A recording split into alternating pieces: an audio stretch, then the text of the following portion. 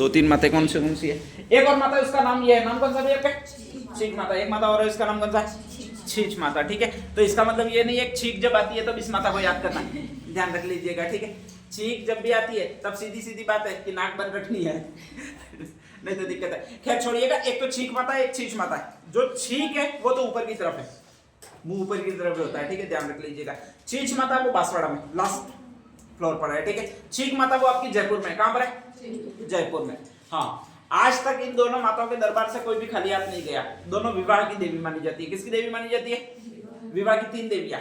चौथ का बरवाड़ा वाली, एक तो चौथ माता, एक छींक माता, सारी चावाड़ी विवाह वाली देवी है। चौथ माता, छींक माता और छींच माता। ठीक है, अगर किसी का विवाह नहीं हो रहा है तो बांसवाड़ा में जाके मन्नती मांगनी है। ठीक है, लड़कियों को तो मांगनी नहीं है लड़कियों की चॉइस होती है, साला हो ही जाता है किसी न किसी से। ठीक है, ध्यान रख लीजिएगा। वो तो तुम चॉइस के चक्कर में रहते हो इसलिए नहीं होता है, बाकी आजकल बहुत क्राइसिस कंडीशन है, ध्यान रख लीजिएगा। ठीक है, तो आपकी एक तो छींच माता है बांसवाड़ा वाली। ठीक है, अगर बांसवाड़ा वाली से मनौती पूर्ण नहीं हो तो जयपुर में है ही सिर्फ और जयपुर वाले से भी मनौती नहीं पूर्ण तो चौथ का बरवाड़ा सवाई माधोपुर में। कहां पर अभी आपके? सवाई माधोपुर। तीन माताएं हैं जो कहीं कहीं से जुगाड़ बिठाई देगी आपके लिए। ठीक है, ध्यान रख लीजिएगा। आपके लिए का मतलब छोरों के लिए। तो जिस भी छोरे का विवाह नहीं होता है तो उनको इन तीन जगह पर परिक्रमण करना चाहिए, परिक्रमा करनी चाहिए। एक एक शरीफल वदेरना चाहिए और वो भी शरीफल माता को वदेर कर बताकर वदेरना चाहिए कि देख माता ये फोड़ ही राहू। ठीक है, ध्यान रख लीजिएगा। तो ऐसी कंडीशन में लगभग मिली जानी चाहिए। ठीक है, तो ये तीन माताएं हैं आपकी जो विवाह की मानी जाती है। इसमें से एक मैंने नहीं लिखी है, वो चौथ माता नहीं लिखी है, ध्यान रख लीजिएगा। ठीक है, नेक्स्ट अगली एक और माता जिसको ये माता कहा जाता है। कौन सा माता कहा जाता है अभी आपके? आवड़ी। कल पढ़ाई थी वो आवड़ माता थी, वो तो जैसलमेर में है। ठीक है, ध्यान रख लीजिएगा। एक और माता है जिसको कहा जाता है आवरी माता, या फिर जिसको कहा जाता है वो कौन सी माता कहा जाता है? असावरी माता कहा जाता है। ठीक है, ध्यान रख लीजिएगा। ये जो है वो आपके निकुंभ चित्तौड़गढ़ में, चित्तौड़गढ़ में इनका फेमस मंदिर है, ध्यान रख लीजिएगा। चित्तौड़गढ़ में एक आवरी नामक गांव था, वहीं पर इनका जन्म हुआ। कहा जाता है कि इनके पहले इनके 7 भाइयों का जन्म हो चुका था, तो ऑब्वियसली ये 8वीं संतान थी। ठीक है, ध्यान रख लीजिएगा। और लगभग एक टाइम पीरियड फिक्स होता है संतान को जन्म देने का, और वो माना जाता है वो 18 ईयर्स से लगभग माना जाता है। वो कितने ईयर्स तक माना जाता है भाई आपके? 35 ईयर्स तक। ठीक है, ध्यान रख लीजिएगा। अगर अच्छा ऐसा क्यों होता है, टाइम पीरियड फिक्स क्यों होता है? 35 ईयर्स के बाद में संतान को जन्म देना अनुकूल नहीं होता, ऐसा क्यों माना जाता है? तो उसका एक कारण यह है कि आपका जो अंडाशय होता है उसमें अंडे बनते नहीं है। ध्यान, साइंस पढ़ी हो, जो भी साइंस वाले वो जानते होंगे। फिर क्या होता है? अरे फिर क्या होता है? अंडाशय में एक्चुअल में अंडे बनते नहीं है, नए अंडे बनते नहीं है। ठीक है, ध्यान रखिएगा।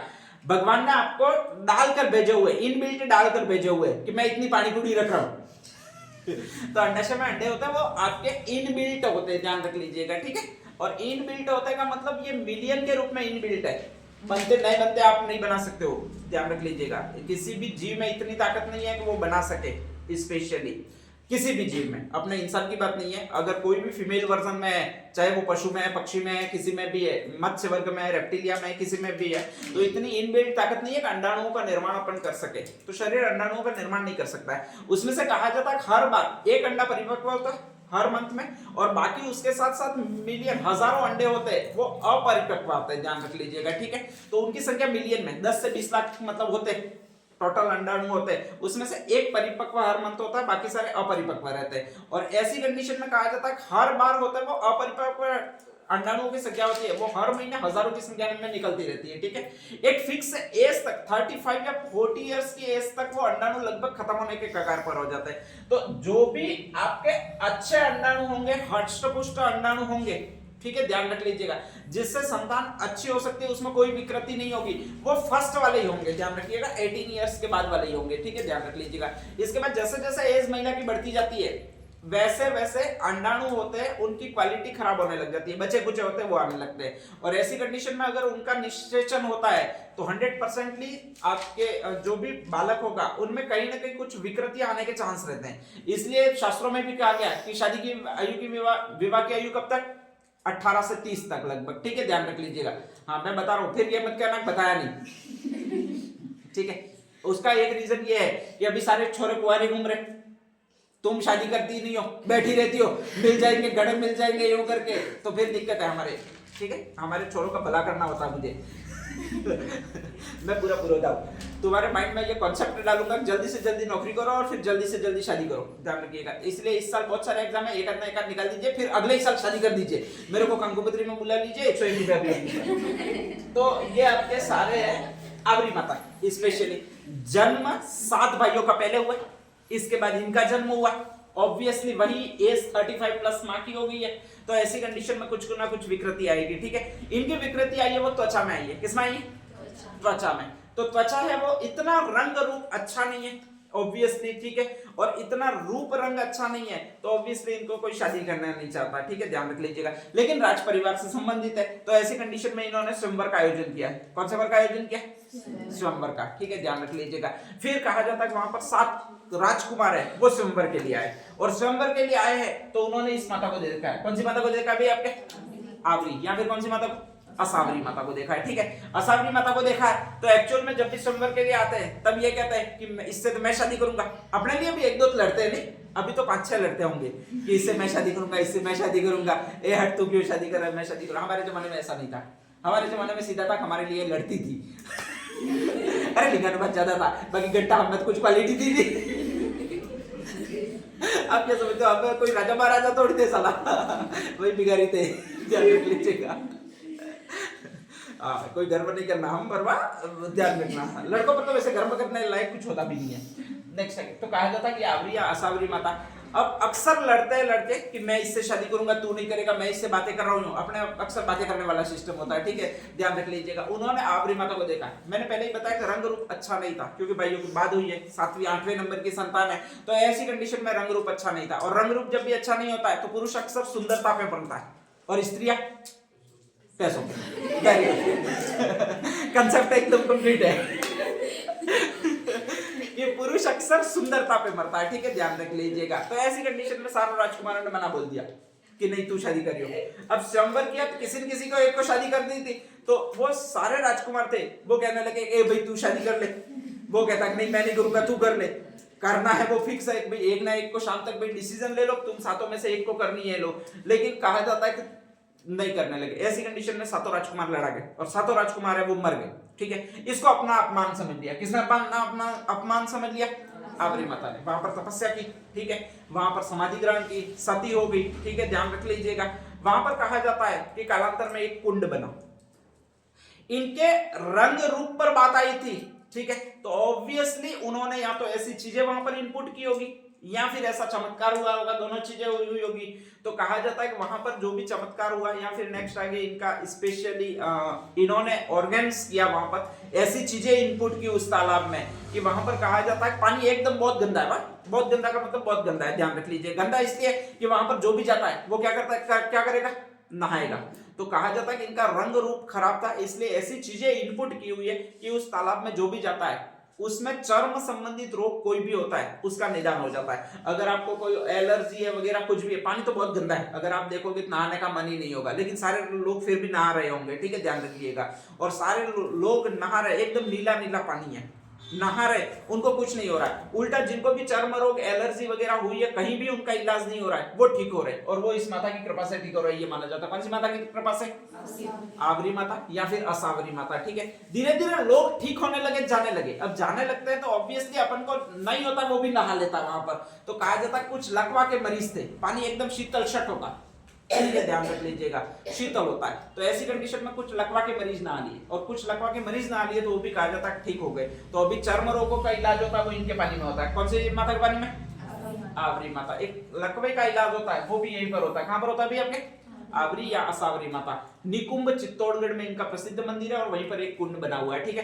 कभी भी जाओ तो गंदा पानी यूं करके नहीं नहाए यूं मत सोचना, ठीक है, आपका रूप बढ़ेगा स्पेशली, और चर्म रोग दूर होंगे, ऐसी मान्यता है, और ये वास्तव में चमत्कार है, ऐसा माना जाता है। तो कभी भी नहा दीजिएगा।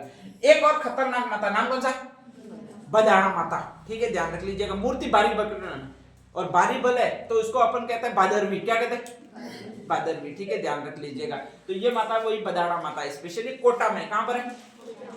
कोटा में, ठीक है। कोई भी लेडी अपने अगर बारी भरकम हो जाती है तो पहले इसको डाकनी बोलते थे।